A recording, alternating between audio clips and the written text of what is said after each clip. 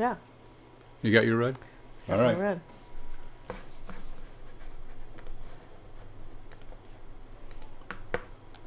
All right. I think we're going to start any second, I think.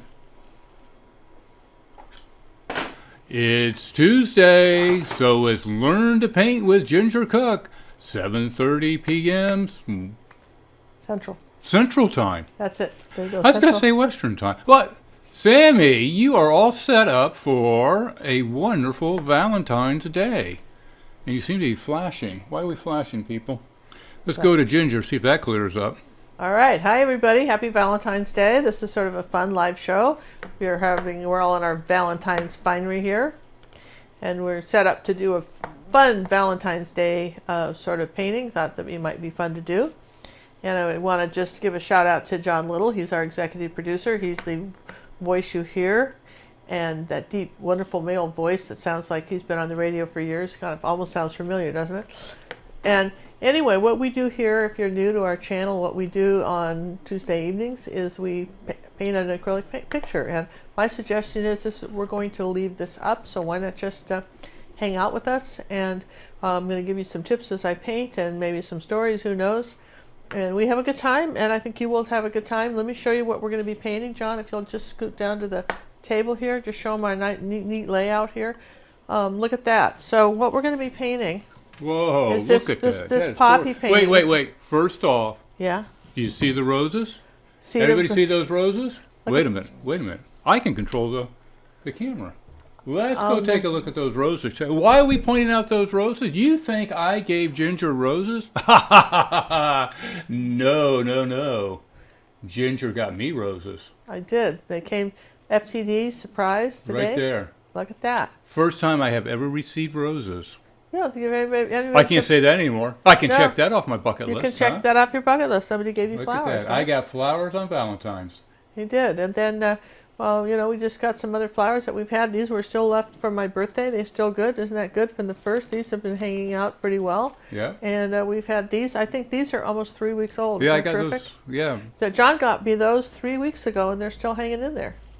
So, but it's just, isn't that great? So we've got that. And this is the photo that I'm using for our poppies. Do you see that? And that's the photo. We're going to do it on an 8x10 canvas. The only other color, you don't really need this, but if you ever feel like just going and buying a color, this is Matisse Scarlet Deep. It's a number 7, so it's fairly pricey. But, this is, somebody always says, well, what colors would you recommend? You can't have enough different reds when you're painting flowers. So put that away. That's on our palette. We're going to be using magenta, Cad Red Medium, Naphtha Crimson, which I have somewhere, which I'll put out in a minute, Zinc White, Titanium White, and then later we'll be doing for the green Phthalo Blue and Cad Yellow Medium. But right now I'm not going to put those out on our palette.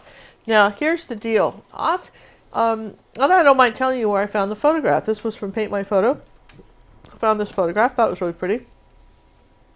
And you may see a picture like that and say, I'd really like to paint this, but it's just too difficult for me. I don't see me drawing it on. So I'm going to show you a fast way to get this on.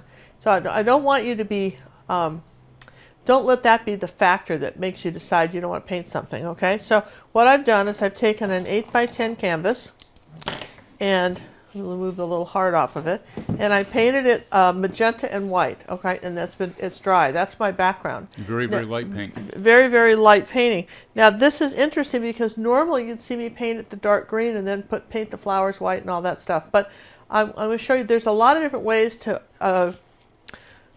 get to the same result, and I'm going to show. This is just that this is a different way, and it can be very effective. So then what I've done is I've made a black and white copy of the picture, just like that. All right, and what happens is we're going to use transfer paper, and I'm going to show you how to just trace this on. Now, what happens with normal canvas, and maybe I can show you this. Let me show you this. This is the canvas. This is the picture we did last night. Isn't this fun? That's this picture.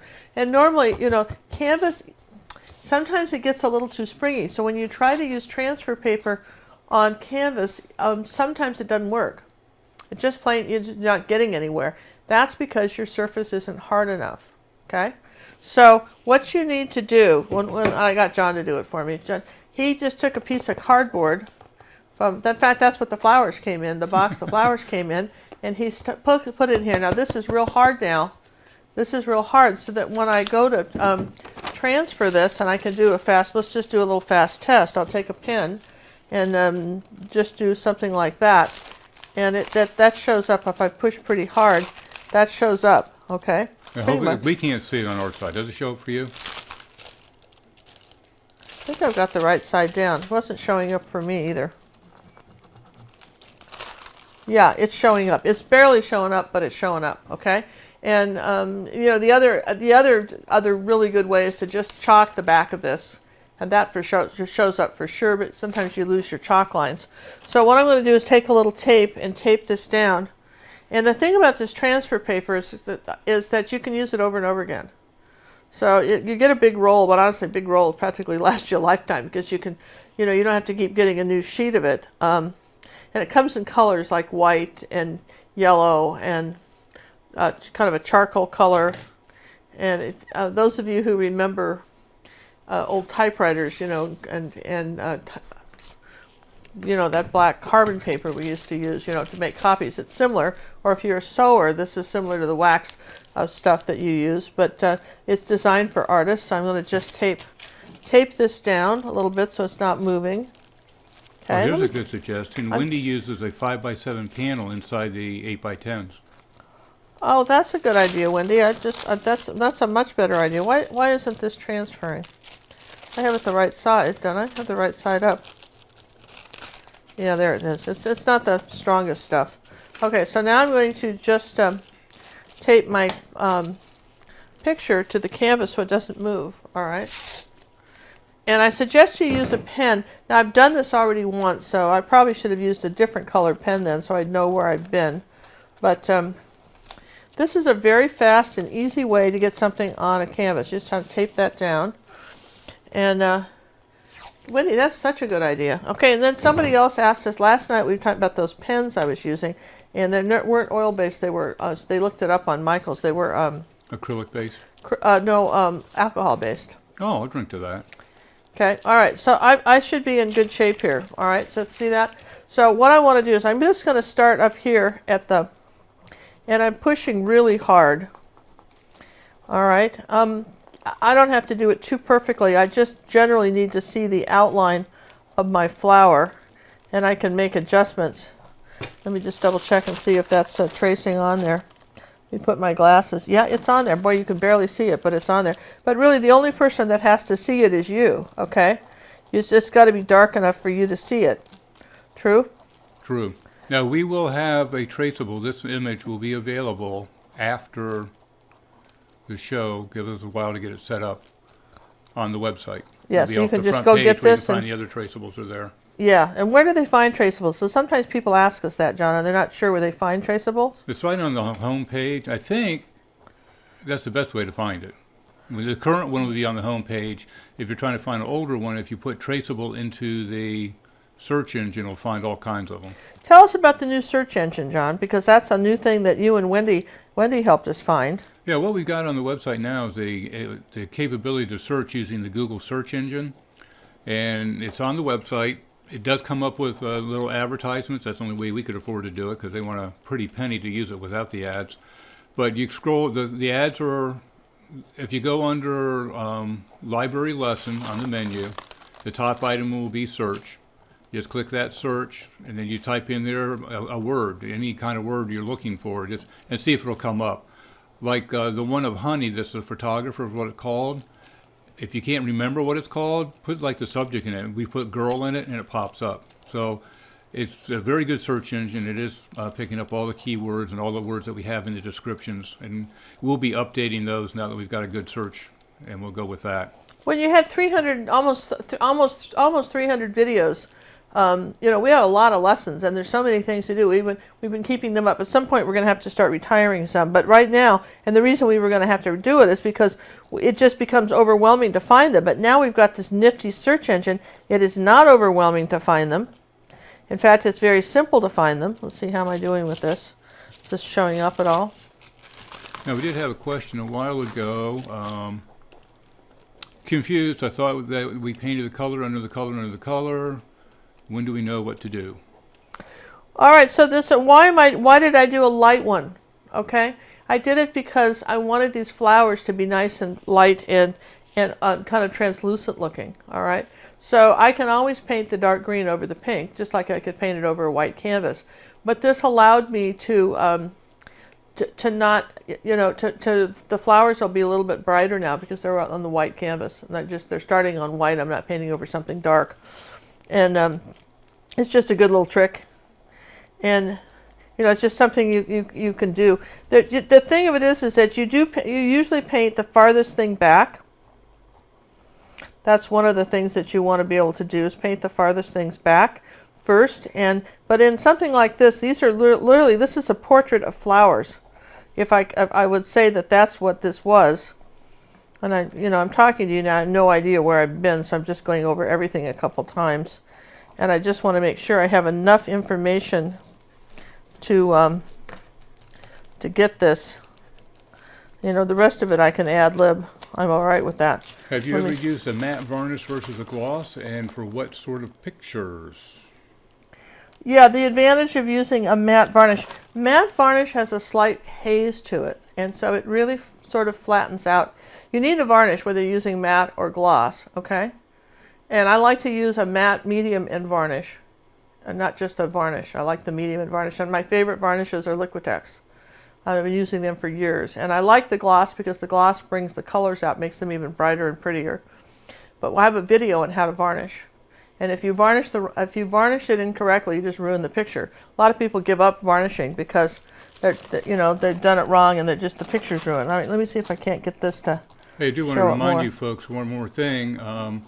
The birthday gift that we're giving away till the end of February. You got a couple weeks left, exactly 2 weeks as a matter of fact, and then it's going to be up for sale, and it will be turned off and available for our members as a regular lesson. But they will be if they want to get a download, they too will have to pay for it because they will get their discount. So, yeah. So all right. So there's my picture. I've pretty much got something on there now. If you tip it a little bit, tip it up. Tip it the other way. I saw it as it went by. You can barely see it. Yeah. Okay, you can barely see it. But that's and again, this I probably need to get some more new paper. I meant to buy some the other day, but there you go. I meant to do that and didn't. So let's see. What could I?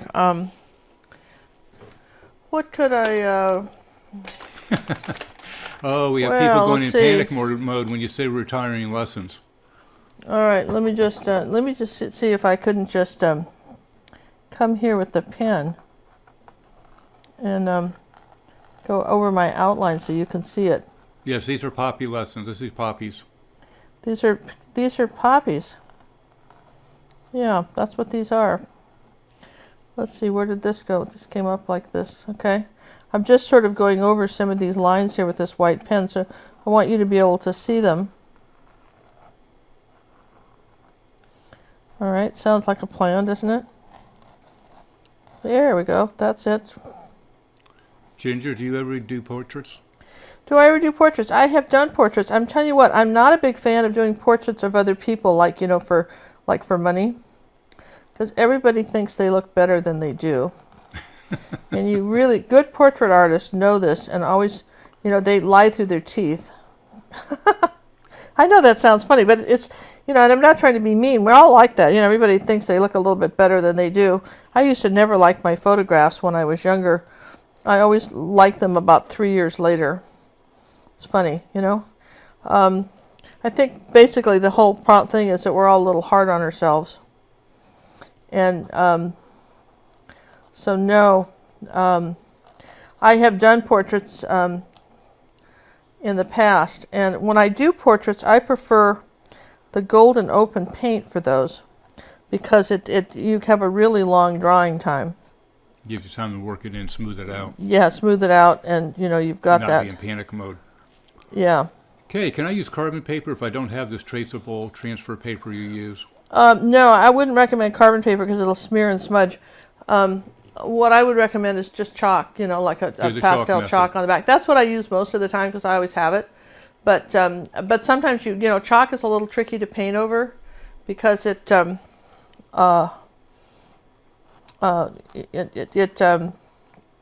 It has a tendency to, just like painting on sand, it has a tendency to drag. All right, I think I've got enough of an outline there. I would say that I have enough of an outline, and of course I've got my picture here that I'm looking at, my painting that I'm looking at, and I'll just the brushes you see are ruby satin silvers, and incidentally, if you do something like, suppose you were doing a really complicated outline, not like this, but something really complicated. This is when you might want to take a matte spray varnish and just spray your lines down and seal it. Like if it was chalk, you were using chalk, you could spray it, it would seal that chalk, and then paint. That works. Just saying, that's something that works. Incidentally, here's the birthday, that's our birthday gift to, on my birthday, everybody a downloadable painting. We've got a lot of these back, they're beautiful. I think, I don't know how many, a couple thousand people have seen it. And you can just watch it on our website, or you're welcome to download it and keep it forever as a lesson. Now that is a Vimeo account. You have to get a Vimeo account to get to it. Yeah, but it doesn't cost you to have a Vimeo account, so don't go panicky there. And if you go through the link, you get the discount. It's going to show it costs $11.95. Then right underneath it, it says discounted $11.95. So don't panic there.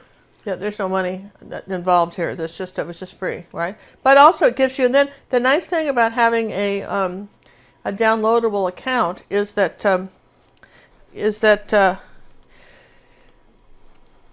you're then aware. If I have to throw something up on Vimeo, you'll get a notice. You'll know about it. You'll know about it early. And all right, so I'm going to take a little bit. You'll know about it before I even get a chance to post. Yeah, it on I'm going to take some titanium white now, and just kind of go over that like this. See, I'm bringing it toward. Brush strokes are everything, right? See, I'm bringing it toward myself. Do you see that? I'm pulling it toward me. In other words, you wouldn't paint it back and forth like this. Your brush direction, people don't talk about that, but your brush direction really makes a difference. And sometimes a painting will seem really well painted and something's off about it, and the person, for instance, they painted, the brush direction is off and you can see it, and it's interesting because the colors are right and everything, but the brush direction is screwy. All right, so now I'm going to take a little bit of white and a cad red medium. Let's see, that wasn't that color. Where'd the cad red medium go? I just got to talking to you guys. I saw it earlier. You showed it. No, I didn't. That was that fancy orange stuff I showed. See, that was that Matisse Deep, and I want the Naphtha Crimson, well, you showed which earlier is right here. Setting up. Did I? Yeah. Okay, I'll take your word for it. Here's the Naphtha Crimson right here. Do you see the difference? You see the difference in the color? Oh yeah, one's redder. Yeah, that would be it. And let's see, let me move. Everything's in my way here. Don't know why this is. It's all in my way. Where's the cad red medium. And see, I colored the back of the tube too. I want you to see the difference between this. This is gold. That's Matisse Scarlet. That's a 7. And here's the cad red medium from Golden. I actually like the Matisse a little better, but in color, but it's all okay. So all right, you've got 3 different colors of reds there. Reds are primary colors. You really can't mix them to answer that question, nor yellows. So it's nice to own these things. All right, so I've got the little bit of wet red, and let's see, here's a little cad red medium. I'm going to make this sort of peach color. I'm going to come up from the bottom like this, and as I come over the top of this, I will lift my brush up like an airplane taking off on a runway, like that. It's my first layer of paint. Here's a little bit of white here. See, and then here's cad red medium and white. There we go. To see how deep you want to make that. And let's see, what we're missing is our little towel here to wipe the brush off on. And this is layered. I can't say this enough. This is absolutely layered. A painting like this isn't done in just a couple colors like a coloring book. You're drawing and layering, all right? So that's kind of fun. Oh, I got to say, my nice Valentine's surprise this morning was there was a cute little note, and I went out to my car, and guess what? My car had been totally detailed, washed inside and out, and cleaned and waxed. Whoa! So how did that happen? Thank you very much, John, for my Valentine's Day gift, because I think that's just awesome. Thank you very much. Just one of those things you wouldn't do yourself, right? Something I wouldn't do myself, and I so appreciate it. Take a little magenta now, come up like this with a little white. Hey, how do you decide whether to use zinc white or mixing white? Oh, it's very easy. Mixing white is Zinc and titanium. Zinc and titanium, and zinc is a little more translucent. So it's just whatever I happen to have handy. There's hardly enough difference to make any difference. I just The best thing to do would be have some zinc and have some titanium to make your mixing if you need it, right? Yeah, you can. It's here's a little bit of white coming down here now. See, I'm just working on one petal at a time. Do you see that? And that's all I'm doing, one petal at a time. Now I'm going to come over here and do this side of this petal, like that, and pull it toward me. I'm using a little bright brush. This is a 1/4 inch brush, and it's a number 10, short handle, bright brush. Now we're going to come up from the bottom like this. I think I want a little magenta and white, make it this little pinker here. Come up from the bottom like this, lift the brush up, like that, and there's the first little petal. Now I'm going to pinch the brush, kind of watch me pinch the paint off. Come here with the white, and just do another little coat and bring it down and lift the brush up toward me. So a little bit of white, like that. See there? Then pinch the brush, because I'm getting rid of the excess paint. And then just bringing this toward me. Well, let's see, this comes along like this. This is part of this petal. So let's just bring some pink along here. So this is how. So we're painting this in first, and as we go, we'll keep. We'll just keep doing one little section at a time of this flower. That's the whole deal of this. This is how we're doing it. Now this flower is always nice. Let's just come back up here like this and get this one. This is our second poppy. Like that. And I'll start bringing in some paint. A little bit of titanium. Titanium white, is like your door. It's the color you use all the time. So it's you can't see through it. It's opaque. And which is good. That's what you want. Let's just bring a little peach back up this way. Okay, there we go. There we go. Now, see, you'll notice that because we're painting over a little bit of pink, that if you were sitting right next to me, you'd see where that white's covering over the pink, but a little of it shows through too. All right, so let's take a little bit of Cad Red Medium here, and next to this, right, like this, and let's just darken this little area right next to this petal, right, like this, while we still can, and then lift up the brush like that. Oh, here's an interesting comment. Okay. I need new brushes because I pinched my brush the other day and I wound up with the handle in one hand and the bristles in the other. Well, you can glue the handle back.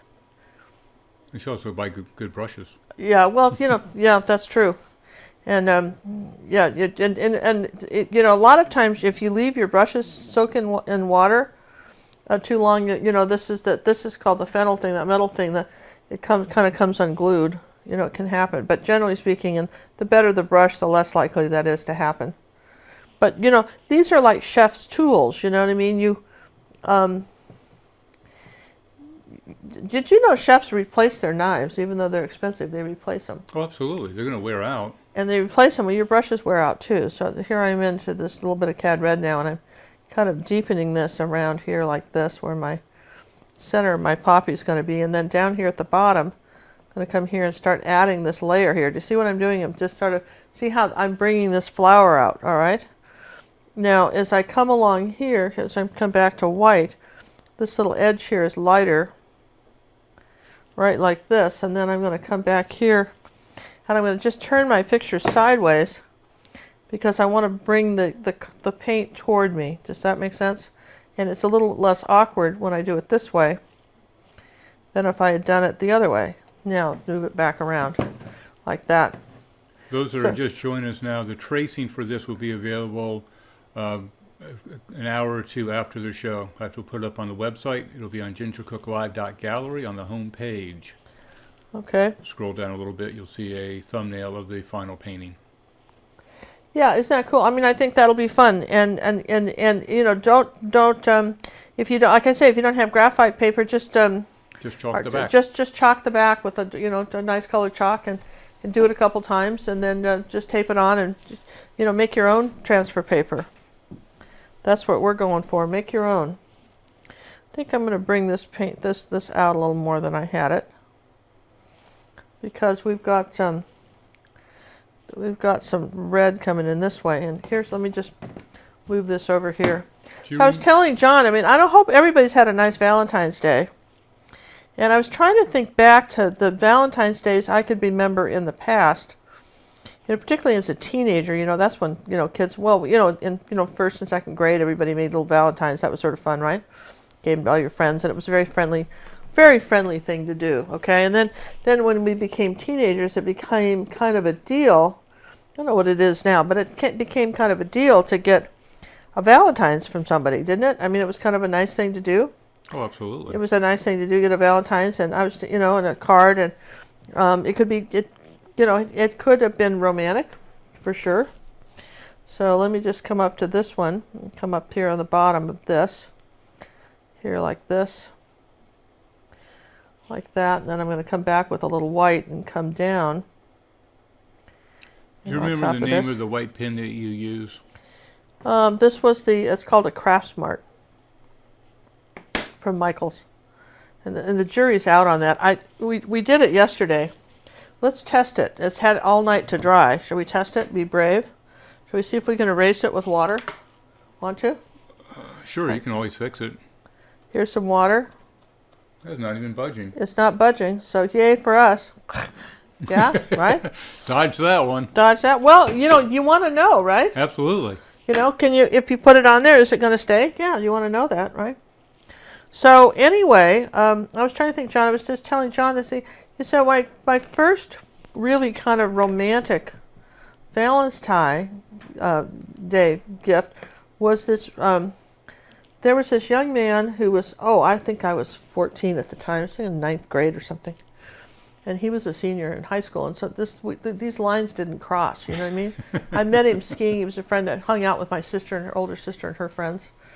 But I really liked him, and I thought he was neat. And I think he liked me too. He did.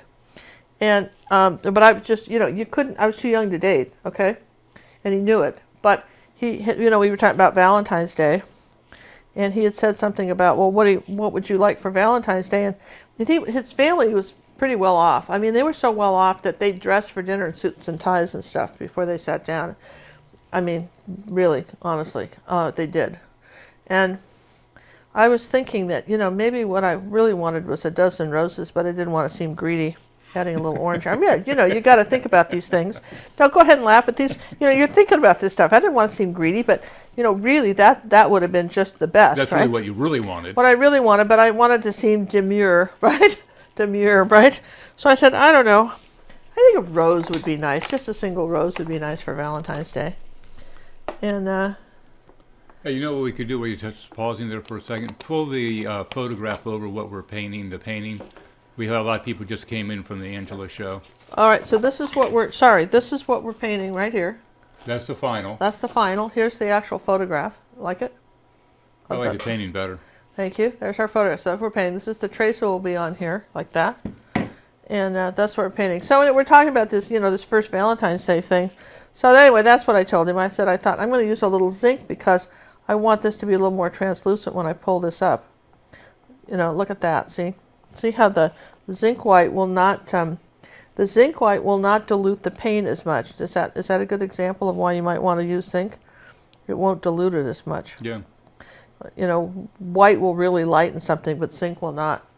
So anyway, Frank came to the house, and he drove to the house, and he dropped me off this one rose, beautiful one rose, with a note and a flower, and he left. Or my mother could chase him out. His mother and my mother were friends. And I think my mother called up his mother and made some comments about that he was a little old to be dating me. And did anybody else think so too? You know how moms get together and they talk, especially when they're friends, right? So that was sort of the end of that for some time. But then later, when I got to be 16, then it became okay, and I started to date. Frank and I started to date, and he was really a sweet person. He really was, and he was really nice. And we'd go to movies and stuff. And I was telling John he had a Carmen Ghia car, which was one of John's first cars too. John had a Carmen Ghia. Anybody else remember those cars? Love my Volkswagens. John absolutely loved it, and he was just really offended tonight when I told him that That was almost a breakable thing for me in those days because I didn't really like his car. But I liked Frank, so we kept dating. But he didn't own a pair of blue jeans. Let's see, where am I with this?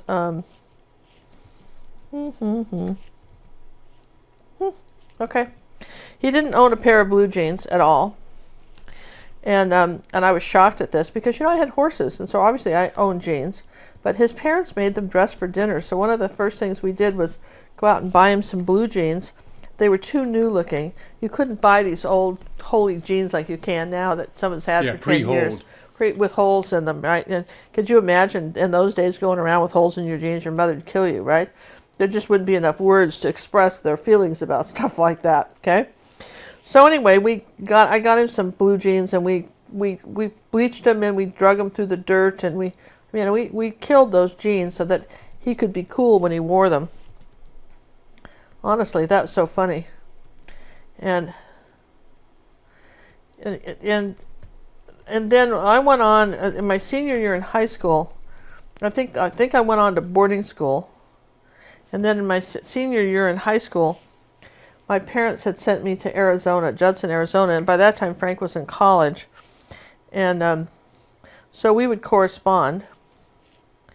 And what was sort of sweet about it, and I'm sort of into a cad red medium color here now, down here. What was really sweet was that I would write him letters, and I'd kind of I had a letter, you know what I mean, in an envelope. Suppose this is just my letter, okay? So I'm just doing it like this, and somehow like this, and shoving it in the envelope and put a stamp on it. And it's just people at his house dressed for dinner, so I imagine they were all very neat, right? Probably didn't have a sock left on the floor of his room kind of person, right? And so John thinks this is so funny. So what he did was he sent me a piece of paper with little dotted lines on it. Step 1, fold here. Step 2, how to fold a letter. Step 3, step 4, put in envelope. Step 5. If you sent me a note like that, all wrinkled up like that, I'd send it back and please fold this right. You wouldn't have just No, it'd drive me nuts. Oh, Nancy's telling me that I took my Volkswagen apart in the driveway. Oh, you did? Oh, yeah. Yeah, then in college we took an MG apart in the dorm room. Really? Yeah. And then we moved to an apartment after that, and we took a bus apart, a Volkswagen bus, and rebuilt that in the kitchen. In the kitchen? Well, it's hot outside. And then you're talking about folding pieces of paper? You got a lot of room to talk. Neat. We put a runner down in the dorm room, and we thought we'd really clean. And we left, and we took the runner up. You could exactly see where the runner was. It was just pure grease everywhere else. Wow. You must have been fun to rent to. Hey, wow. What can I say? Those are the college days. Well, I can see that. Just, that's really fun. That's just so bizarre, John. What, so rebuilding a car in the dorm room? Do you notice how I keep changing colors? Wherever there's a light, there's a dark. So if I want the is that pedal, one of those gingerisms? Yeah. Wherever there's a light, there's a dark. And so you'll see me just kind of wiping off the paint instead of rinsing it. Everybody wants to rinse their brush. I don't rinse it. I just sort of, then I go to another color. Now I'm into the white and the titanium. And I'm bringing the white back and lifting up and back toward the red. Okay. Anyway, so Frank and I, we had become friends, really good friends by the time my senior year in high school. We wrote and stuff, and apparently I was able to get him a letter that he could feel good about, right? But he had an alcohol problem. He was an alcoholic at that early age, and his parents couldn't stop it. And eventually, he passed away, at the age of 22. His dad had offered him, I don't know, just the world, because the parents were, there was, tried to do all kinds of bribes to get him to quit drinking, but whatever caused him to drink in the first place, and I never met his mother, but I suspect that she must have been a bit of a challenge from the few things he said. Whatever the reason was, he wasn't able to quit drinking. And he died. So I'm sorry about that, because he was really, he was a lovely human being. I really quite thought he was a nice person. And Just one of my first friends that had ever, I never had a friend that, that had happened to. All right, so I'm going to just come up here like this and put this one here, this little petal here. And now we're going to come up here with a little bit of dark, and we're going to darken up this between here. And now you can understand why she painted the background light. Can you kind of see why I would want to do that? Paint it a little bit lighter. So you see me pinch the brush and darken it up.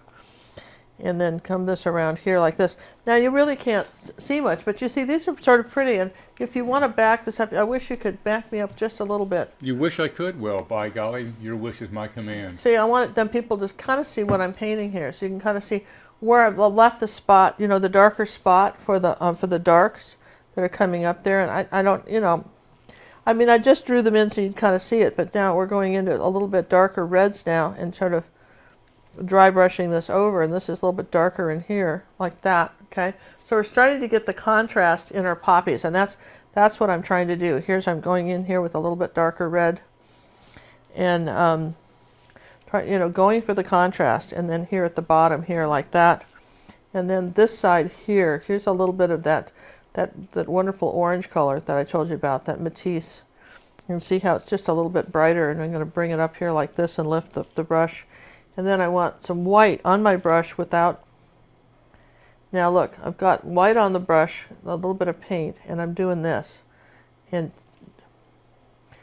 curving the paint now. It's pretty thick. Okay, there we go. Then pinch the brush like that. Just wipe all the paint off. Then start here and wipe, and start here and wipe, and start there and wipe. But lift up, okay? Lift up. Now, I didn't put any purple out, but I do need to put purple out. That's Dazzling Purple. And I do have some somewhere, which I'll do that. Anyway, that was... Where did that go? Ah, here. Dazzling Purple. Did I leave a space for it? Well, I'm going to just create one right like that. There we go. Dazzling Purple. It's over on my palette. Now, I think at this point, just to help me figure out where I am, I'm going to come under here like this and tap in a bit, right in here like this, and I've got something dark right here. And then right up here, this is going right into Dazzling Purple. I'm going to come under here like this, and as I want this little edge to be raggedy, so I'm using... the thing about a brand new bright brush is that you can make a very thin line too, not just a flat one like that. You can do flat, but can kind of define the top. Looks like a bad freeze this time. Bad freeze? Yep. I don't understand it. It's just cleared up. No telling what's going to happen on the feed, their side of it, but... We froze again? Okay. Yeah. Well, this is Valentine's Day, and maybe there's a lot of people on. You don't know. I'm going to add a little red to the purple and make it a little bit darker. There it goes. Just come out a bit this way. The center. How much paint do you think you waste with pinching and wiping? Oh, very little. Because I'm not painting over my picture 6 times because I screwed it up. Right? You just put a little on your brush and then, wipe it off. That's all you have to do here, like that. There you go. So that's that dark part right there, and then I've got some dark that's coming under the bowl, like this. And then there's a little bit of a darker shadow under here, like this, on this leaf, like this. Or a little petal here, like a little darker shadow right there. That's pretty. I mean, it's pretty. I mean, you could do a completely light background on this and not do it, and not make a dark green one. I mean, you certainly could. So we're going to come under here and make this a little darker. Okay, and then we've got something. Here's some red that's coming this way now. Out from here. This is all very dark right here, and it's coming out this way. On this one, see, on the leaves, and to me, the easiest thing to do is to just do, kind of one petal at a time, and the reason for that is because you're blending as you're going, and it stays wet long enough. See, like I can use the side of my brush, and just see how I'm using the side of my brush and just sort of melting that in like it's all out of focus. I mean, that's what I'm doing. This is doing that, melting out of focus. Well, we certainly had a good time. I hope you guys did last night. We had a really good time. This is coming out like this. This is a bigger petal than I allowed for here. We had a really good time last night, and we did this this little. If you haven't done this one yet, we did this little flower shop and everything with the umbrella and stuff. That was really fun, and that was based on these other videos we have on YouTube. You know, we showed you how to do flower pots, and then we showed you how to do an umbrella, and then this last, we showed you that. So we've got a bunch of stuff that I try to make sometimes a little bit of a theme, so it all goes together. Does that make sense? So it just, see if you don't use too much white, look what happens. Are you kind of floating in on me here?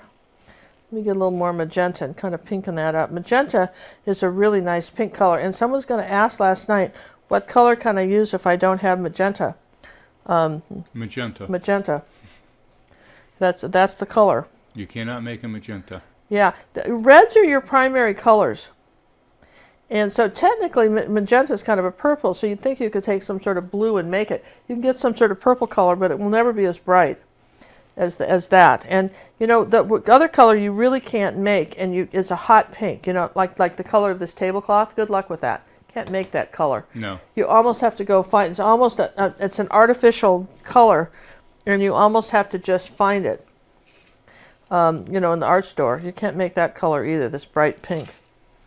And I have a student that constantly wants. She finds paintings that were done, I don't know, on the internet. They weren't even real paintings, but they're pictures, and it has that color in them, and she wants it, and she wants to do it that color. And I keep trying to tell her you can't. You can't make that color, and she's always buying something that's kind of like it. This is sort of it's kind of a hot pink. All right, so see there, we're doing a little bit of the white. Now we've got another bowl under here. Here's another little flower right here, like this. It's coming this way. This one's coming toward us, and again, we're taking all the stuff forward and bringing it toward us, which is neat. All the stuff. You talk technical all the time. You like that? We're bringing all the brush strokes toward us, okay? Well, the thing of it is you got to appreciate what I'm trying to do is focus on painting this and explain what I'm doing at the same time and keep the brush moving. I can't do it. So it's a bit of a trick. Got to tell you, it's a bit of a trick. I think you're doing marvelous. Thanks very much. It's just, easier said than done, like that. But remember, see, and then I'm lifting the brush up into the white, like that. There you go, lifting the brush up into the white. Here's the top of that. This one's a little darker, this little petal right here. This is a little smaller poppy here. I'm going to bring it down a little bit, round this out a little bit, because we're going to put some green over it. All right. So, anyway. I think that the one thing that, my friend Frank, who, wasn't with us that long. He didn't drink around me because I didn't like it. And I think that the reason that I, probably didn't drink as a teenager, when all my friends were doing it, a lot, they'd go out and they'd just get wasted, was Frank's early demise. I wasn't a big fan of that. So, all right, so there's that flower, and then we've got a real pretty poppy stem over here like this. We've got something over here, so I'll just we will finish those when we do the green. I'm just going to go ahead and put in shape in some poppies. Just suggest some poppies down here. And down in here some pink, and then our green's going to go over it. I'm really not making any particular shape at all. I'm just allowing for the fact that there are poppies there, all right? And there we go. Let's see, how are we doing here? And then there was a little bit of white that came this way. Another little petal that came like this. All right, so that's our first poppies. This is this one. What am I missing here? I think I need to bring this out a little more. There we go. Got to bring this leaf petal out a little more. Same here with this one. Bring it around. Bring it around. And then I'm coming back with more shading. So what happens is this is dried enough now, between the magenta and the orange and stuff. This is dried enough where if I need a little bit darker here, then you'll see me pinch the brush and then bring this out. Rinse it off. And then just almost a glaze at this point, where you're glazing back over this light area and just leaving just some of this edge white. Okay, and you see how I'm just sort of pushing pretty hard and smudging that out. Okay, and let's go back to our white. And let's see, I think I needed a little bit of white right here. And if you move around, you can move around on your flowers, you guys, and by the time you get back to it, we haven't had to dry anything, right? I want just a little bit whiter here on the edge. Maybe pull something down like that, so we have the contrast of our flowers.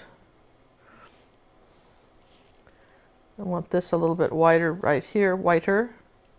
And then if I want that whiter, then I need a little bit of contrast right here. There we go.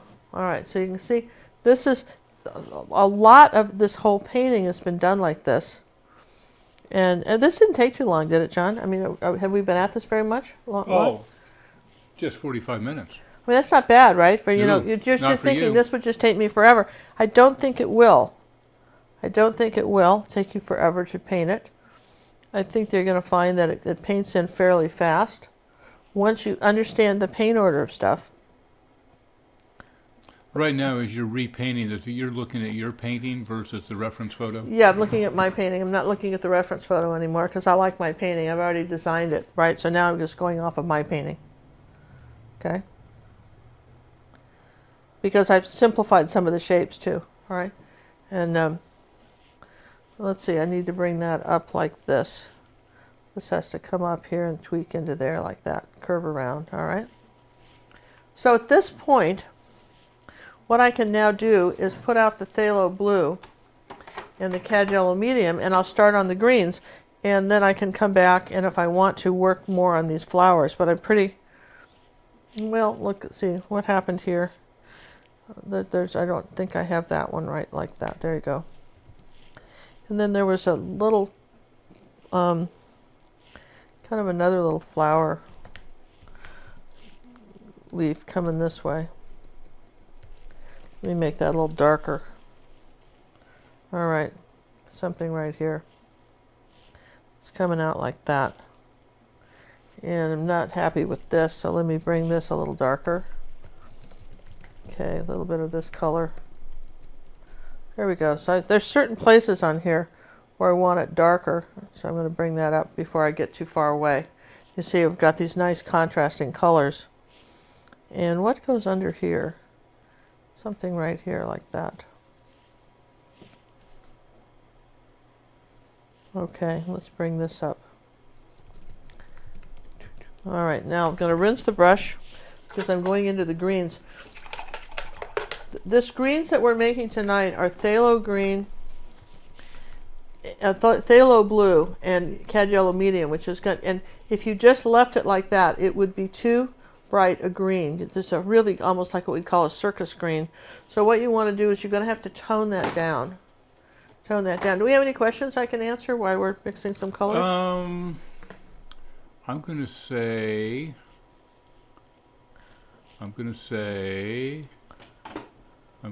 no. Oh, good. That's good. It's good to be decisive. Okay. I'm scrolling back up to make sure I didn't miss anything. Most of everything's been answered, and all right. So scroll back out for me a little bit. Just move back it out. Scroll back out. There's no scrolling. Try. You don't scroll. You widen the angle. Widen the angle. Let's get out technical here. Widen the angle so we can see us mixing the greens. All right. So here's our color. Here's our flowers. Right. Let's get the whole kit into blue. So we're going to take blue.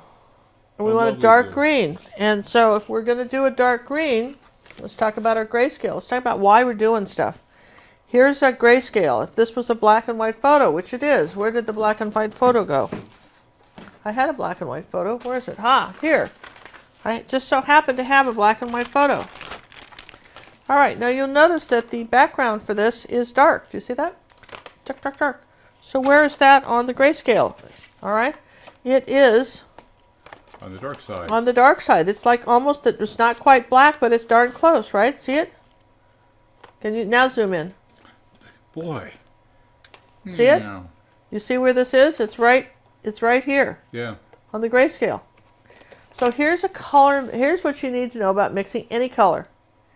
When you turn it black and white, it falls on the dark side of the grayscale, you start with the darkest color first and add your lightest colors into it. If you do that, you won't waste a lot of paint, because if it's on this side of the grayscale, on the light side of the grayscale, all right, like the pink flowers, right? Like the pink flowers, like this, see? Over hold it up here, like that, see? See, like these pink flowers, see the grays? Yeah. See, like this? Then you would start with either white or yellow, depending on what you were making. 98% of that would be white and some other color. I mean, that's just, you can take that to the bank. 98% of the color you would be mixing to get on this side of the grayscale would either be white or yellow. So obviously if it's pink, it's got to be white, okay? But if you have white on your brush, you really can't get over here anymore. You have to start with the dark color. So if you just can remember that, it'll say, now I'm going to add a tiny bit of yellow into that. See, then it's already green. That's too bright, so I'm going to put a little bit of purple in it. Because how do you make purple? Red and blue. Red and blue, okay. And red grays green because red is opposite green on the color wheel, all right? And anytime you have, those are called complementary colors, and while they look great next to each other, when you add one to the other, they darken it. For instance, green tones down red, and red tones down green, and that's how you get grays. So, now that you know all that neat stuff, and I could even put a little bit of red in there if I wanted to, okay? Maybe a tiny bit more yellow, just a little bit more, okay? Now I'm just going to come up here like this, right over the pink, because I know that this is going to be my dark section. Now, like on those pink flowers on the top, is some of the background still showing through on that? Yes, the background, yes, if the background may be showing through on it. It very could be, because it's hard to tell, isn't it? Yeah. So it might be a little of the background, which is one of the reasons that you might have painted it like that. Now, what I need to do is turn this over. I'll turn my example over too, so that I can see what I'm painting here like this. I'm going to turn my example over too. All right, see that? Now, here, I'm going to come in here with this flower and cut in here like that with the green. And it gives me a really good edge. See that? So this is really opposite of what we normally do. We normally do the background first. That's right. Well, we're thinking outside the box on Valentine's Day. Well, there's a lot of different ways there's a lot of different ways to paint something. John and I were watching somebody paint something today, and they were doing it. It was She was on having YouTube. a fit. She was absolutely having a fit. What's he do? What is he doing? Is he nuts? I wouldn't. He just totally messed up that tree. That tree is a goner. Well, you know what? It was a different way to do it, but I'm just saying there's a lot of different ways. But the end result, he came around and fixed what you were complaining about. It did. It just was a very backwards way to how I would do it. So, because as there's many different ways to paint something, really, there are just so many different styles of painting and ways to paint something. This is just one way, all right? There's a lot of different ways to mix colors. This is just one way. And, this is actually fairly effective, what we're doing right here. Because now you can come up and, cut into your flower a little bit and give it that sort of raggedy edge. And you're really keeping and the if flower you look nice at the, and bright. look at the flowers. You see what I'm talking about? The raggedy edge here, the raggedy edge.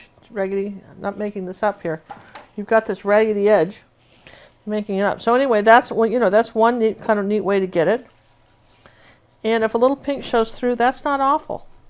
That's just so much for the bonus. People go, how'd they get that pink in there? Well, it's sort of, maybe it's peeking through the background, but that's not a terrible thing. I don't know. It still will. All right. Can you see that? So I just wanted you to see kind of what I was doing here. So now I'm just going to keep going with this mixture of color.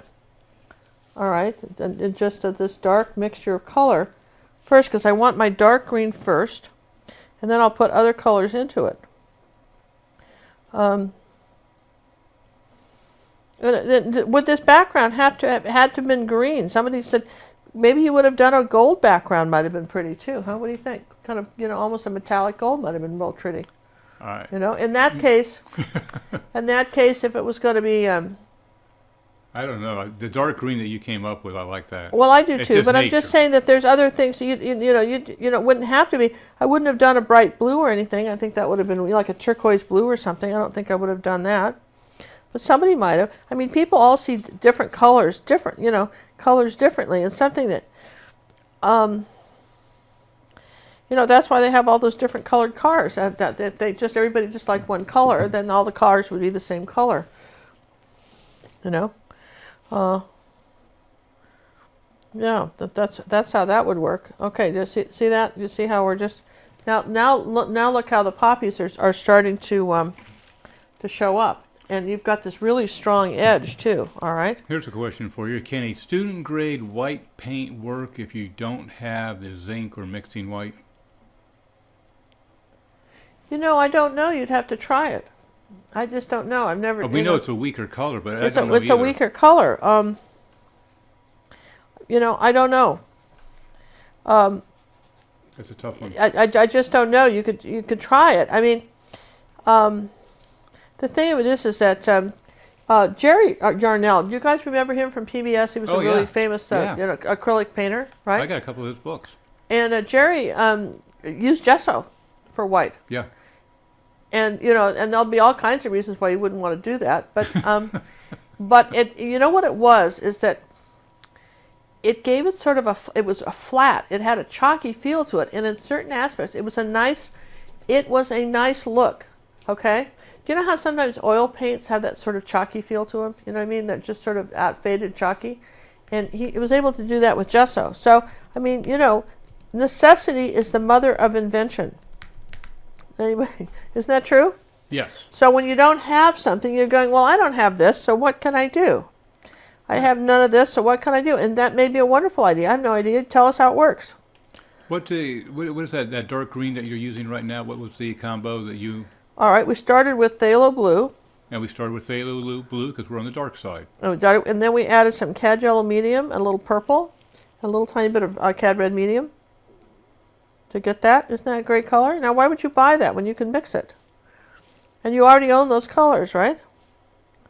See, chop that up a little bit there. And we just keep coming around here. We're coming around and painting this. And as we paint it, no, that's too much blue. I forgot to mix here. Let's just make some green here.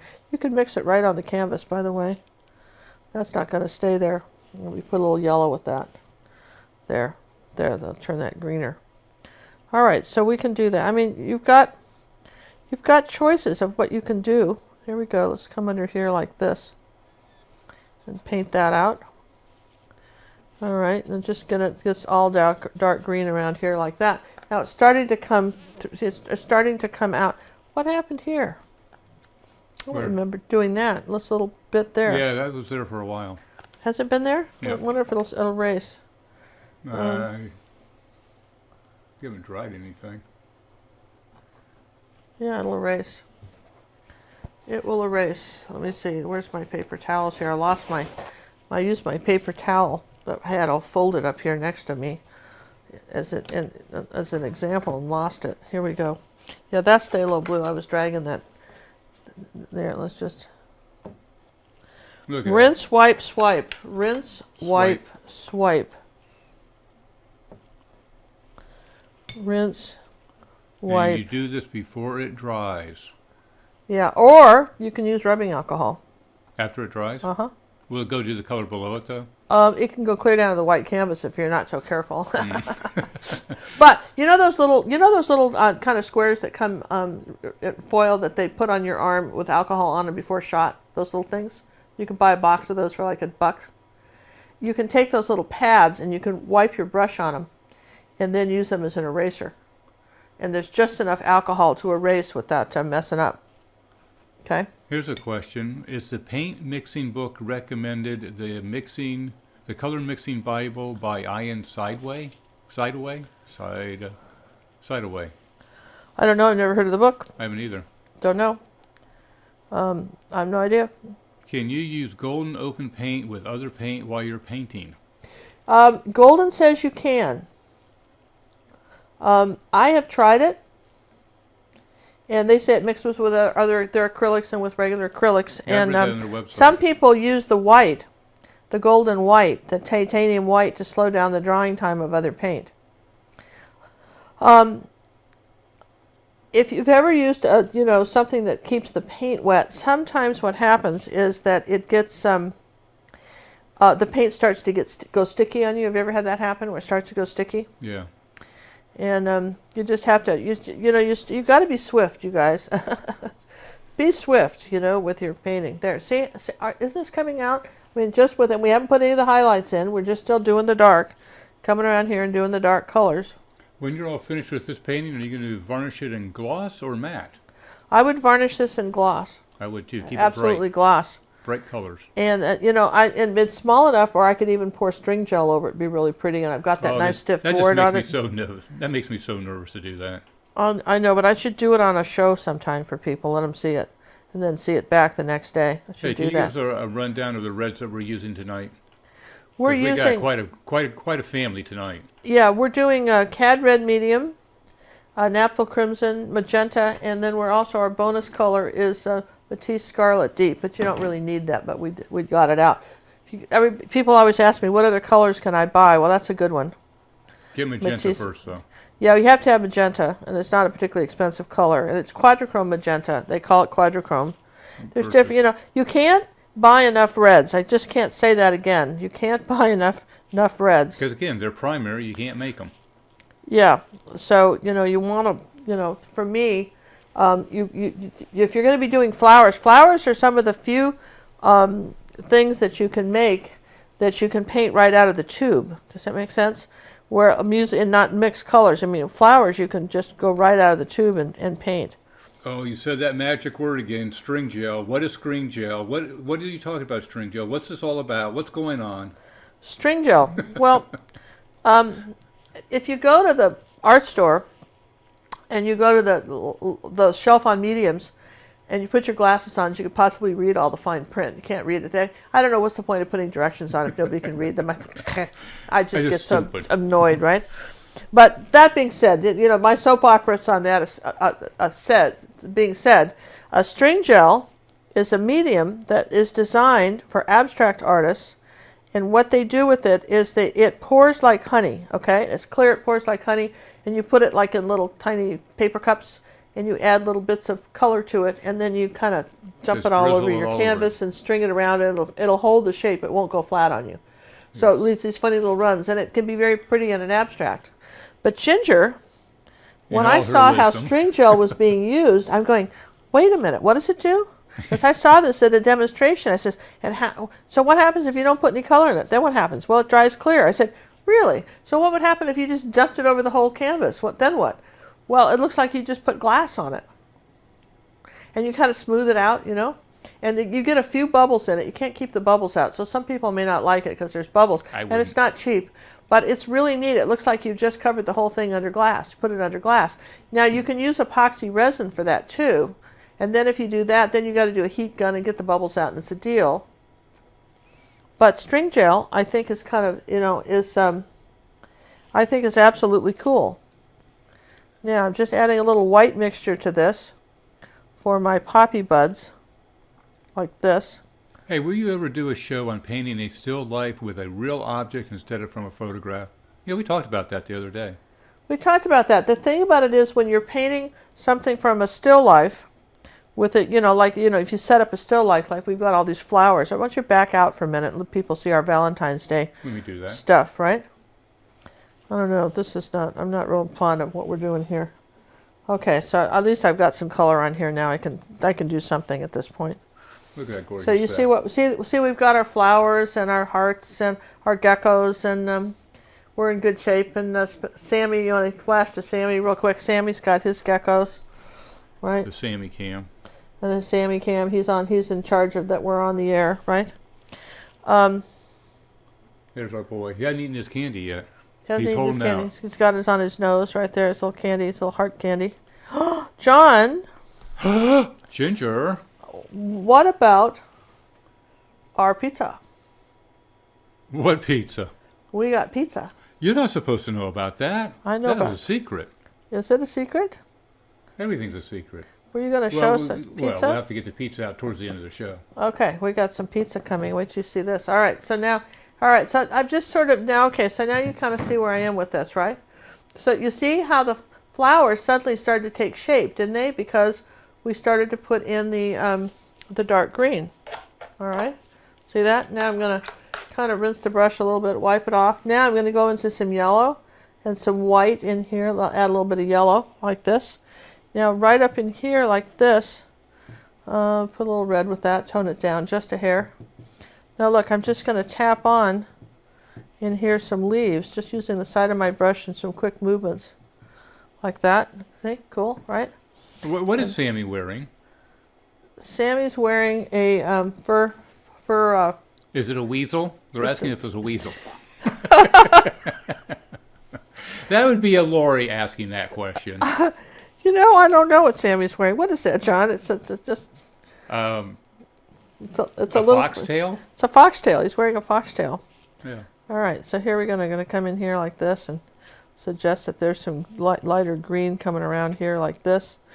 And you see this is still wet, so it's just sort of melting into the background like that. See, just adding some green here. Let's just come up here like this.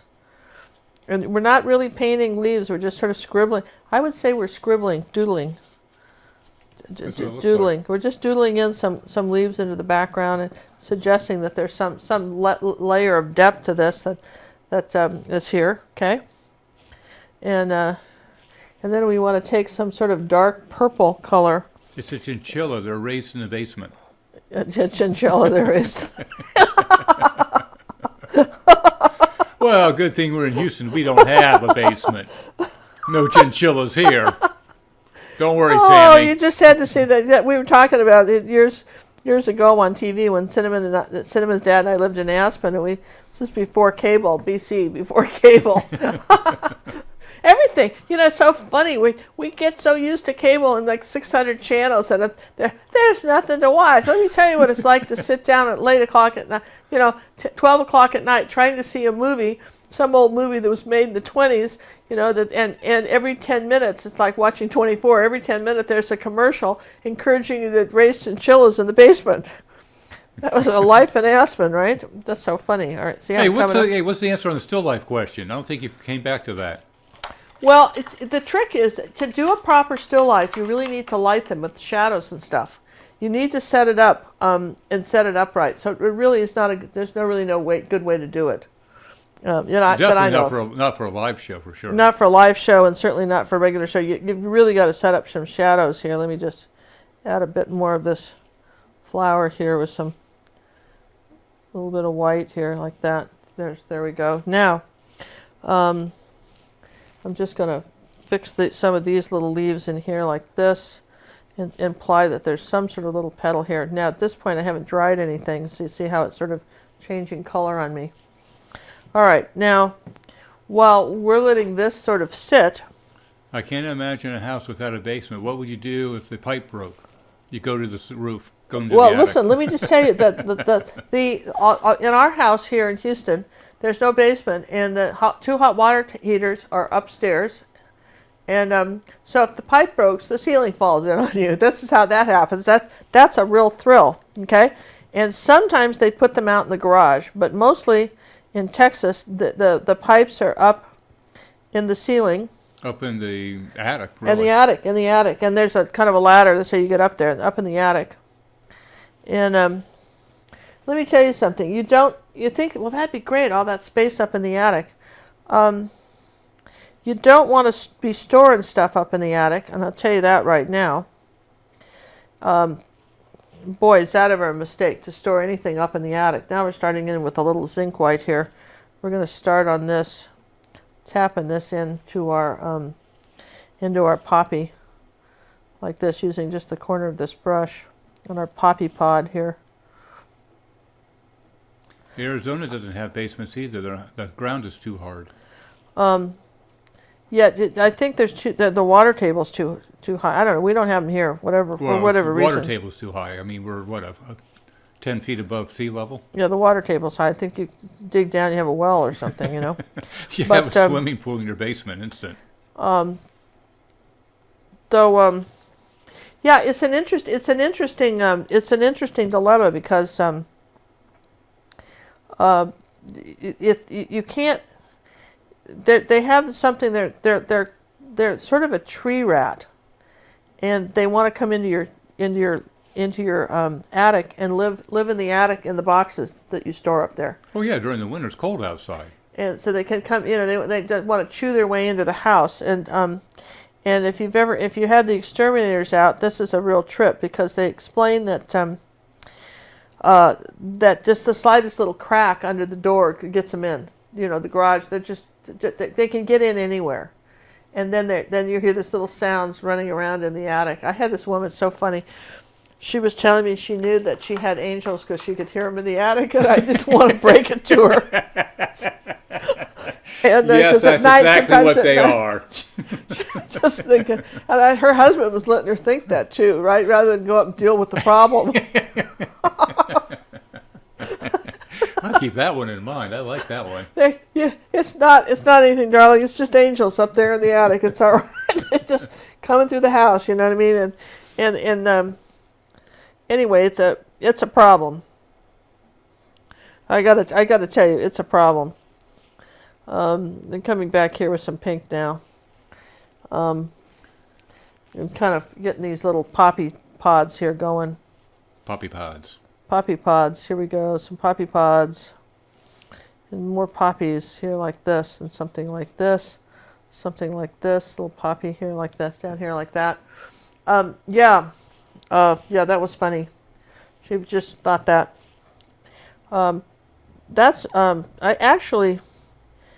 We needed, this was back when I was still married, and we needed a transmission worked on the car.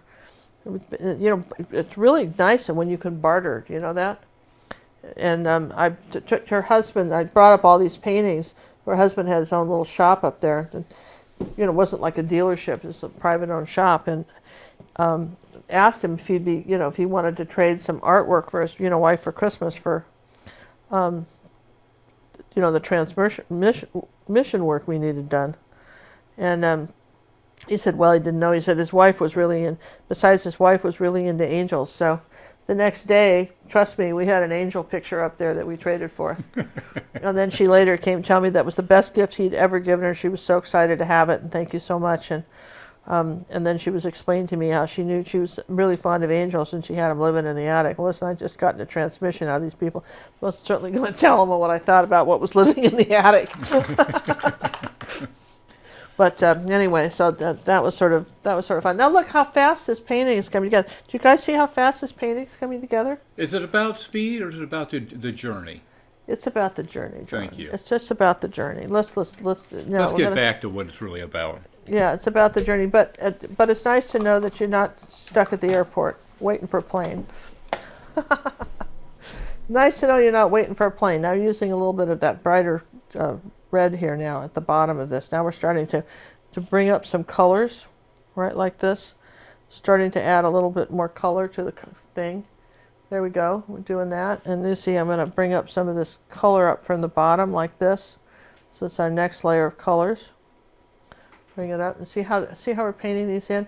And it's very, very subtle stuff. Here we go. A little bit darker here and then just lift up. And I don't like where that kind of smoosh, so I'm going to fix that. Yeah, that was funny with the attic. I tell you what, it's not funny when they're living in your house, though, and you know what they are. So, one day, this is just between you and me, just don't tell anybody, okay? Because I'm just sharing some real private stuff with you, okay? Don't tell anybody. One day when my ex-husband was out of town, because he was very fond of keeping boxes, and I had an attic that I felt, it was explained to me by the exterminators that the creatures were that were living up there in the boxes. He says, do you understand what's up there? I'm going, no. What? And he goes, well, these are called roof rats, and if you want them gone, for $2,000, we can get rid of them. And he says, I said, well, how do you get rid of them? He says, well, first off, we set some bait out, and he says, we put out these sunflower seeds, and they'll come for like 2 miles around to get the sunflower seeds. And I'm suddenly going, oh man. Well, my ex-husband at one time was into parrots, big blue and gold macaws, okay? And we had them outside in giant cages, and that's what they ate, was sunflower seeds. So apparently we had been calling every roof rat, like, ollie, oxen free, come to Ginger's house and live up in the trees and up in the roof, it's perfect, and chew up all her stuff, right? It's just... Yep. And he said, but as long as you keep feeding those parrots, and of course the parrots, what they do, they throw the food you're going to be calling those animals, because you're just saying it's a free-for-all at your house. He says, so your best is the first thing you got to do is get rid of everything, get rid of those boxes and stuff in the attic. So what I did was I ordered a dumpster to come. It's $500. The dumpster can come right outside, set in front of the second floor of my driveway, right there in the driveway, on the second floor over our garage. Where we have windows. I got my friend Dee Dee and Craig to help. And like I say, my husband was out of town at this moment because he would have thrown his body over those boxes and said the guy didn't know what he was talking about. That would have been his comment. Oh, he doesn't know anything. What does he know, right? Well, anyway, I filled up that dumpster in a week with stuff in the attic. This is what it's like to be married to someone that hoards. He never missed the stuff. It was like months before he figured out anything was even missing. But anyway, that solved the problem. I got rid of all of that stuff out of the attic, and and then we put out a bunch of deterrent. How's that? And that was our stuff. But the dumpster was the trick. Okay. But he was kind of one of those people you sort of had to. I hate to say that, but you had to just sort of work around him. You know what I mean? You just couldn't have a pleasant conversation and say, look, I think we should do this. Because he always had a better idea, and it was never mine, right? So, probably why we're not still married, right? Don't you think? But my favorite one with that was the broom. Did I ever tell you that story about the broom, John? No, I don't believe I've heard that one. Well, we used to have these rental properties, and he would fix them up, and it just, I haven't told a lot of stories about him, you know what I mean, but I'm going to tell you a few, right? And we used to fix them up, and we were in as part of Houston, that's south off of 59, and we weren't near, this was way back in the early 90s, and we weren't near a Home Depot, and we didn't have a push broom, and he sent me out for a push broom. And I found this little mom and pop. It wasn't even an Ace Hardware thing. It was a little privately owned mom and pop hardware store. It was close by, not that close, but close. And he'd sent one of our workers with us who was getting paid by the hour to help me, assist me in buying this broom. I don't know what guy came with me, but apparently he did. Well, I was in maybe a neighborhood I wasn't familiar with, and he just came to, hang out with me. So I see this broom, and it's lovely. It's a nice push broom. It's going to work. And it's got a nice handle. I mean, these people didn't buy junk, okay? So I asked him how much the broom was, and I think it was about $35. And I says, perfect, I'll take it. And the other guy's rolling his eyes because he knew my ex was not going to like spending $35 on a broom. That would have seemed like an enormous amount, crazy money, crazy talk, right? Now we're going to use a little zinc white and sort of lighten up some of this stuff. Now I'm going to show you what the zinc white does.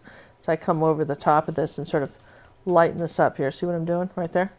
So I told the guy, I said, yeah, I'll buy the broom, but what I need you to do is I need a receipt for about $14.95. Can you do that? I'll give you the $30, but I need the receipt for about $15. And he looked at me funny. He says, "That's why I'll buy it, but that's what I need." He said, "Sure, you'll get the money, but that's what I need." So then I put the broom in the car, and I got back to where we were. And the first thing he says to me is, "How much was that?" He looks at that broom. First thing out of his mouth was not, "Thanks for getting the broom," or whatever. Just, how much was that? Because he's very suspicious. It's a nicer broom than apparently we had ever owned. Okay, and but he just didn't appreciate it. If I had to drive another hour to buy a less expensive broom, we're still paying this person with us by the hour. I mean, just do the math for a minute, right? You know. So anyway, I said, "I don't know what it was." I said, "Let me get the receipt. I don't remember. It's something, right?" And so I hand him the receipt, and he goes, "Aha!" And he's showing us it. And he says, "All right, pay up." He says, "I told you my wife was the best shopper in all of Houston." So besides, he got a little side bet going. Yes, he had a side bet that I'd come in with the best price. And I always did, I always did, didn't I?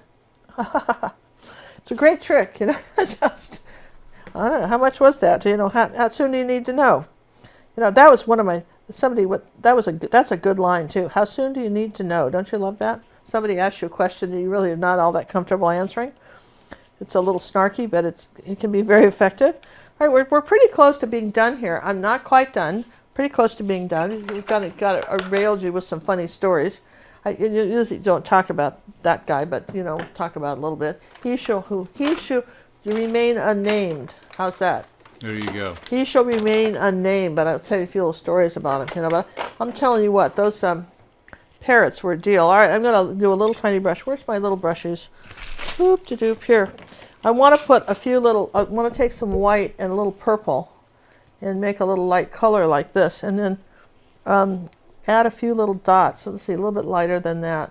Light little purple dots here in the center of this. Right like that. I'm dotting some little purple dots. Close-ups. You want to do a little close-up on this real quick? Yep. I think this camera setup's really nice. I got to say, John, have you seen? We have had some of the best paintings come back recently, you guys. If you, not just personal art coaching, but some of you who've been watching our videos, I figured out how to friend everybody on Facebook and kind of opened up the friends thing, and some of you have been sending me some beautiful pictures, and I try to put a lot of them up on Facebook and on Pinterest, and we've got a few of those, and we can show you. I've just put a little bit more white here. Just put a few little dots up here and here like that. Dot, dot, dot, dot. All right, there you go.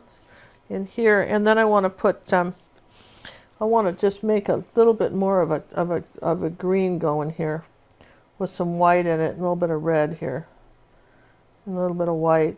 See how fast it is? It's easy to make mud really quick. I'm zoomed in over on the other side. Let me go back over here. Yeah, see, I'm making this sort of little moss green color here, and I want to come up over here on the side with the little brush. Now I've got this little brush, and add a little bit of this lighter green right along in here like this on this poppies, these little poppy things like that. And then I've got to put, as long as I'm doing green, then I wanted to come up under here like this. Ooh, not enough green part. Come up here like this and just paint over this part like that. Just suggest some little bits of poppies kind of hiding back here like that. You're just suggesting there's some poppies that might be in here like this. You're not saying that there is, but just sort of suggest some poppies that are down here. And just kind of in the background. Just kind of in the background, yeah. That's kind of what we're doing here. And I was wondering, do you have any of those you can show real quick? Right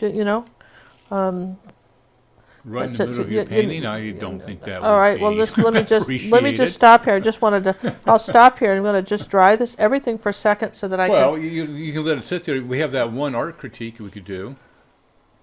Yeah, I need to, yeah. Do you want to do that one? Because I have that one. We have it loaded up. It's the sunset one. I remember that one. Do we have one like that? I don't remember it. We do. It was from Helga. Was it? Yep, it was the beach wave water one, Sunset Beach Wave. We've done that one. No, we haven't. Oh. All right. You've done it, but the rest of us haven't seen you talk about it. Okay, let's do it. All right, well, we're letting that dry. Let this dry for a minute. That is the original. I think we did this one, but we'll do it again. I don't remember doing this one. I know it's rough getting old, isn't it? Okay, now let's just talk about that for a half a second. Okay, time's up. That was a good conversation, I'm thinking. Yeah, it's tough getting old, baby. Okay, so we've done this one. But we can do it again because somebody didn't watch it. Not that these people have watched every video we've ever done. So we did this one. That's true. So in case you missed it, here's the first painting she sent me in. And I just want you to know there's a little thing. I like to do a little demonstration here. Can I do that real quick? Where am I going back to? Go back to me for a minute. I knew I had to go somewhere. Perfect. All right, this is my demonstration. You ready? This right up to me, face, right? Oh, your face. Okay, hold on a second. Up to the face. Up to the face. You didn't say face, sorry. I lied, yeah, face, right? Ready for this? Ready. This is getting heavy. Face. All right, so ready this. Now look. Ready, set. This is water. It goes straight down. See that? I do. All right, now, when you're painting rocks, it still has to do that. It may come over the top of the rocks, but then gravity's got to take over and go beep, straight down. Okay, back to the picture. So we had visual aids on that one. Well, sometimes the visual aids are the best, aren't they? Yes, you just really have to, you got to get it in your brain that at some point the water, and you see how it's all sort of curving, and it needed to go straight down, and it was all, I suggested that, right? Okay, and then next, where's the final? Well, next would be your comments. Yeah, watch the angle of that wave, and have the water flow straight down, and then up there is the example of what it kind of could be. It can kind of come over the rock, and then it has to drop. Yeah. Okay, that's what it has to do, right? And then that's her final. And that's her final. And she kind of toned it back and dropped it down a little bit better. Yeah. Thinned it out a bit, made it less, and kind of watched the wave a little bit. There you go. So, I mean, sometimes it's just small little things for art critiques, and then I think that one, I just love that, don't you? This is from a gal by the name Ashwani, and this is one of our lessons on over the 270 lessons we have on gingercooklive.gallery, and I love the reflections, don't you, of that pepper. That's a back-to-basic lesson on blending, and I think it's just absolutely stunning, really great. And take a look at this one. Okay, and then this is another new student that's been coming to us. This is, don't you look at her, the New York Times and the way she did the writing and everything on these books, and the marble, really excellent. And this. Look at the writing on the note itself. Yeah, she actually wrote the note. Those are actual words. Yeah, absolutely beautiful. It makes me want to flip it upside down and see what she said. Don't you want to know? And who did she make the letter to? So these paintings, I don't know. Do you have our original anywhere out in the hall? On the wall, I can show you what the original looks like. John will get it. The reason I want to mention that is that we have some very, very advanced lessons on gingercooklive.gallery. We really do have those. And our members, the deal of it is that a membership, we offer, a Canadian, Australian, and senior discounts. And really, I mean, 1 week is $9.95, and you can pick any lessons you want. I'm going to show you. I'm just going to hold up. This is the original. All right. Oh, wait a minute. Let me put it back onto you. I mean, they can probably see it. Let's get you bigger. You're going to make me bigger here, and I'm going to just show you the original now. See? Here's the original of that lesson. Isn't that cool? Don't you love that? And I mean, we have this kind of stuff all the time. And next week, for instance, we're doing. Wait. Let me show you. Wait, there's still more. This week, starting Thursday, this is our new release for. It's called. Ode to Coffee. Ode to Coffee. Isn't that just cool? And again, it's a similar type of painting to the one I just showed you, right? Similar type of painting. And it's similar. So if you had done one like this, it might go. Do you see what I mean? If you had a section of these, maybe put them in your dining room of your house or something like that. It's done off a similar thing. The original to this one, the actual original, was not this one. This was an original ginger, but this one was actually done in 1860, and it was by an artist from the United States. And so I liked it. I like to introduce you to some old dead artists you've never heard of. How's that? And we did that one, and we're going to do a few more of his, which is really cool. And I wanted to show you that. And then they're asking about the tangerine. yeah, here's our tangerine. Here's this one. We're going to have a lesson for this. If you haven't been a fly on my wall and joined our quote fly pool yet, occasionally we'll just stop what we're doing and film me just painting, and John will be working in here. It's called a RAS, a Reality Art Studio, and you know, I painted this. It's not quite done. I did it in conjunction with a lesson we already have up, and I will turn this into a lesson. Don't you love this with the apple? And then we've got this. And again, these are all videos that, you know, are fun to do and are be available on our website at some point for future, you know, future lessons, which we think is cool, which is neat. And then let's see, one more. Sorry, but I got it. I just got, oh yeah. If you're liking tonight's poppies, all right, if you're liking tonight's poppies, here's another poppy. Let me just, I'm kind of, here we go. Here's another, see, now look how cool these would go together. Here's a poppy lesson. Here's a poppy lesson. And this one is on YouTube. No, this isn't on YouTube. This poppy well, lesson. You keep shaking the pink one. The pink one's going to be staying up on YouTube, but the red one is one of the lessons in our lesson library. How's that you can do? So you can do these together. Is that just neat? That's right? Perfect. So, I mean, we try to do things in groups of something that, you know, makes sense to you as you go. And then, of course, this is our Valentine's release for our roses, which you've kind of seen. That was our original, and that, again, is on our website. And also, is that available for sale? I think it is, or it's going to be. Okay. I'm not sure if it made it yet. All right, so let's go back to our lesson here. I just wanted to show you guys that. And is it... all right, so we're almost done here. This is dried. We had a little bit. Now we're using the small brush. And now I want to just take the small brush and do a few little lighter bits of light. Here, I think I had some paint on that. Here, a little bit of white here. Just tiny bits of white. And kind of this fuzz that these are on these little poppy pods here. I'm just using titanium, all right? Where did my picture go? I don't have it. Well, this is not useful. I mean, where did I put it? Oh gosh, I put it over here. Well, that's not helpful. All right, so here it is. Here's the pods we're going for here. See this one?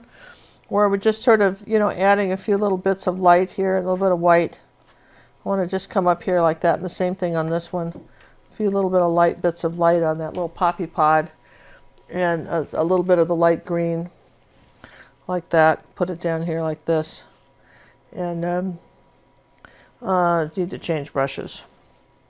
Now just adding a few little highlights here with our brush, like that. Here's like, you know, kind of break something up here. I don't want it too dark. And maybe come around here like this with kind of lighten the edge of this. Suggest a leaf here without having to say much. Maybe lighten that up a bit. Just in a couple places, add a few little more light spots, because what happens is acrylics dry darker. And so you can see, I think we came out pretty close on this. Don't you think? You can zoom out a little bit, right? I think we did very well on this one. I think it came out really nice. This is how, I mean, this is a fun painting to paint, really a fun one to do, and I think it could be really stunning big. And here's the deal. If you don't want to draw it in, you can grit it, you know, and draw it in. Or you could take this black and white copy of this, okay, take it like this, and then pop it down to, say, Kinko's, and print it out really large. And if they ask, just say it's your photograph or something. You print it out really large, so then you can use it as a traceable if you want to do this really big and you didn't want to draw it in. I mean, this could be really stunning. This painting is nice as an 8 by 10, but it could be stunning 30 by 40, really, really pretty. And then what you might want to do, if you're going to do it that big, then in order to get this blending happening on these flowers, you'd probably want to use a drying retarder. Okay, that's what I would say. You probably want to do that. And you know, those are just little hints of things you might want to do. I'm just looking to see if I have anything else where I want to put just sort of light. Now look, I'm just going to come up here, the next little layer of light here on this leaf, then up here like that. Just add a little something. It doesn't have to be much. Okay, in here like that, down here at the bottom. Here's our poppy pods. I think we're in good shape. I think if this came out very well, and I hope you guys. I see a leaf, petal I could have added that I didn't. What am I missing? Oh, I see. I'm going to fix that as we're talking. So can I answer any nifty questions? I hope everybody's had a just absolutely great Valentine's Day. You know, I hope you all have had a really good one. It's been sort of fun. I don't see any questions that have not been answered as of yet. Okay. Well, I mean, I think that's pretty good if we've answered questions, don't you, John? I mean, you think that so. we're doing pretty good? And, you know, hope you had fun with the... Oh, yeah, we needed a little bit darker under here. See that? That's that. There we go. So sometimes you just have to darken stuff. I think this needed to come out a little more here like that. The same thing here like this. A little bit darker here like that. A little bit darker under here. Oh, here's a question for you. Can you use open paints instead of a retarder with the same effect? Oh, yeah. You can. Opens are really good for that. Golden opens. I mean, I have a lot of students that really like them because they came from an oil painting background, and they don't. They blend a little longer for people, and people like that. And if you cover the paints, they're good for several days. So, and they don't cost any more. All right, they don't cost a dime more than their other paints. Okay, the only drawback I would say to them is that you almost have to order them off the internet because a lot of stores don't carry them. All right, but that would be for me the only kind of the only drawback that I could see is that it's not easy unless you live in a really big city like Houston or Seattle or something to just pop down to the art store and pull up and be able to get some. All right, so that would be the main thing. Okay, and as I paint this, I see some little things I want to do, and that's fine. This is why we're talking. That I just want to lighten up this petal a little bit with a little white here on the edge. Just bring it toward me. See, that's all I have to do. Just pull it down like that. Ginger, did you find another kind of brush as good as the rubies? I have never found a brush I liked as good as the Ruby Satin Silvers. Never. And incidentally, I want to just give a shout out to my friends in Australia because apparently Sylvia was there, and she says that she went to buy them in Australia, and there's like a $7 brush with like $30. So she ordered hers from the brush guys, and they came the other day, and she got, and so because they ship all over the world, and she said she's just saved a ton of money. And not only that, but she used my code, Ginger Cook, all one word, and got an additional 5% off, which you guys can do. And you don't have to buy Ruby Satin Silver, the code, and anything they've got on it. This is a, if you're painting larger paintings, this is a 12 bright brush and long handle, and then the 10s are good. So, I mean, if you have those, and then maybe a 000, a pointy one. We're losing our feed. So, anyway, sorry, we're losing our feed. Are we losing our feed? Yeah, I just busted out twice. But it's okay, I think. Okay. I think we're back again. Hey, you guys had a couple questions about the master copy. The actual photograph will be available on our website later today, tonight, hopefully. It'll be on the homepage, gingercooklive.gallery. And that's also where you'll be able to find our paintings, Ginger's paintings for sale, hopefully later this week or by the weekend. And that will be also on the homepage where a link will be found. And then with that, I think, Ginger, do you have anything else you want to say? Well, John, I don't, because I think we're in good shape here. And just I keep seeing a little bit of light here, a little bit of dark, that I want to add. But I think I'm very happy with these poppy paintings. I think they really came out. Let me move this. I think if you can just take a moment and let people just see them, where we just don't move around. This is a fun Valentine's Day. I hope you guys had a wonderful Valentine's Day. Got some candy. I'm enjoying my clean car. Oh, I see something I want to do. We did it in this picture, and it wasn't in the photograph, but I really like it, where you just come down here with some red and split this. Look at that. See what a difference that made? Just that little bit of a thing right there. Sometimes you just have to go back and take a minute, hold your picture up to a mirror, see how it is, and wait till you see this. Wait till you see this. Look what John got us for Valentine's Day. Check it out. A Valentine's Day pizza. Is this not cute or what? And there's more. And there's more? Oh no, you didn't tell me about that. And It came with brownies. Brownies. Yeah. And where did we get this great stuff? This was Papa John's. Papa John's Valentine's Day special. How cute is that? I have never in my life seen a heart pizza. And so it's gotten a little cold, but that's okay. We'll heat it up in the oven and eat the brownies. Isn't that just cool? So hope everybody had a great Valentine's Day. This was too fun. Too fun, wasn't it?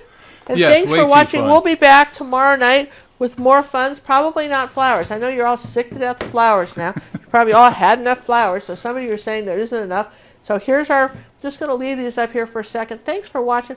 Remember to subscribe to my channel, and your comments are so appreciated in your feedback. And you kind of, sometimes I wonder the next day, well, did anybody like this? I mean, how was it? And John goes, well, people liked it. And I know you liked it when you write. And your likes and comments are so appreciated. Thanks, Wendy. Thanks for our help on here. John, you want to just shout out a few names of people that are helping us? Thanks very much. Oh, and Kim Sim. Thanks, guys. Thanks, Our moderators, love you guys. Moderators are helping, and gosh, happy Valentine's Day. Thank you, Sue. Tractor Farm Chicken. Yes, keep it rolling, people. We will get our tractor. We will get our barn, and we'll get our geckos.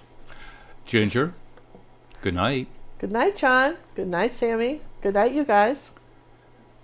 And good night from Studio B. Good night, John. Night, Ginger. Night, Sammy. Good night.